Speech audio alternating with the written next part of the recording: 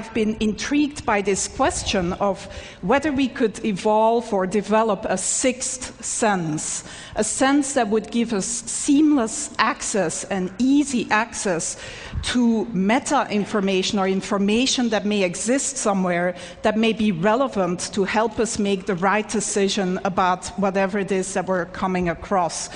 And some of you may argue, well, don't today's cell phones do that already? But I would say no. When you meet someone here at TED, and this is the top networking place, of course, of the year, you don't shake somebody's hand and then say, can you hold on for a moment while I take out my phone and Google you? Or when you go to the supermarket and you're standing there in that huge aisle of different types of toilet papers, you don't take out your cell phone and open a browser and go to a website to try to decide which of these different toilet papers is the most ecologically responsible purchase to make.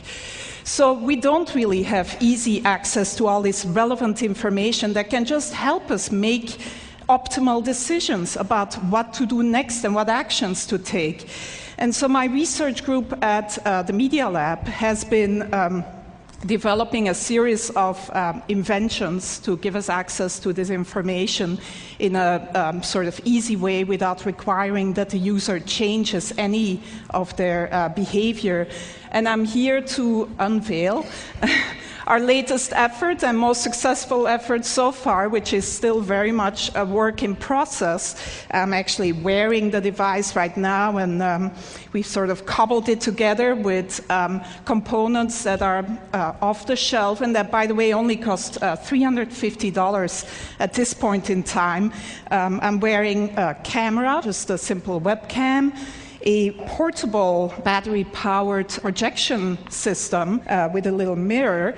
These components communicate to my cell phone in my pocket, which acts as the communication and computation device. And in the video here, we see my student Pranav Mistry, who's really the genius who's been implementing and designing this whole system.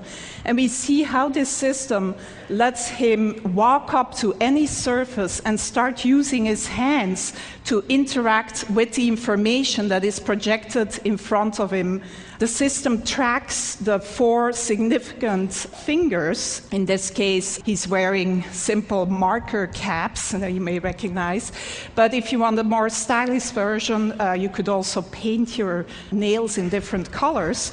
And the camera basically tracks these 4 fingers and recognizes any gestures that he's making, so he can just go to, for example, a map of Long Beach, zoom in and out, etc. The system also recognizes iconic gestures, such as the take a picture gesture, and then takes a picture of whatever is in front of you.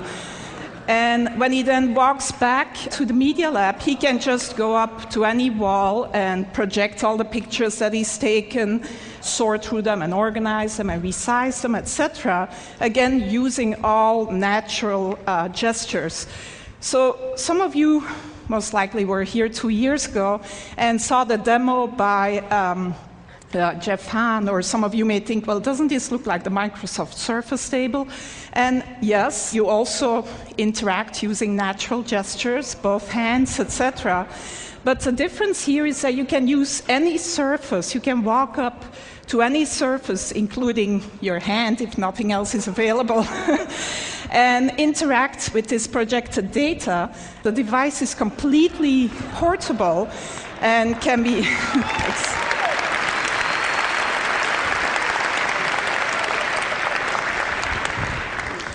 So one important difference is that it's totally mobile.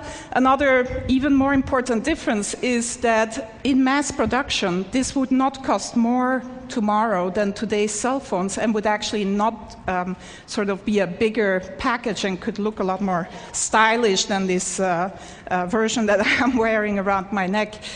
But other than letting some of you live out your fantasy of looking as cool as Tom Cruise in Minority Report, the reason why we're really excited about this device is that it really can act as one of these sixth sense devices that gives you relevant information about whatever is in front of you.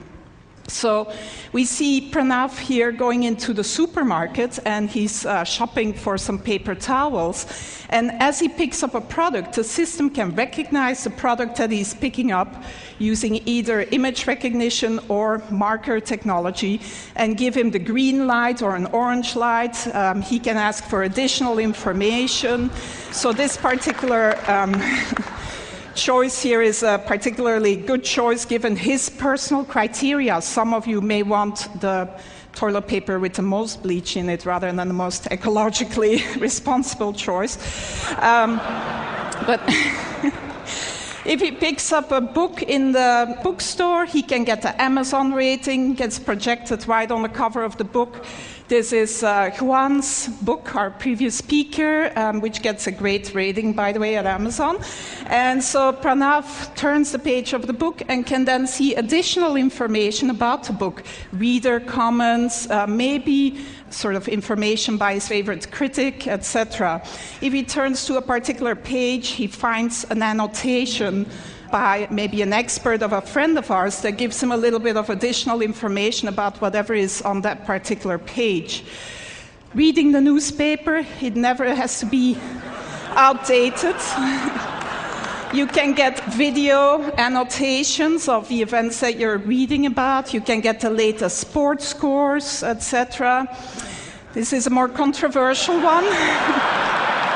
As you interact with someone at TED, maybe, you can see a word cloud of the tags, the words that are associated with that person in their blog and personal web pages. In this case, the student is interested in cameras, etc. On your way to the airport, if you pick up your boarding pass, it can tell you that your flight is delayed, that the gate has changed, etc. And if you need to know what the current time is, it's as simple as drawing a watch on your arm.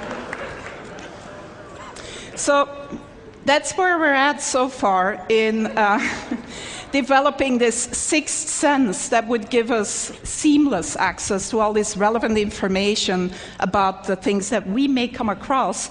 My student Pranav, who's really, like I said, the genius behind this.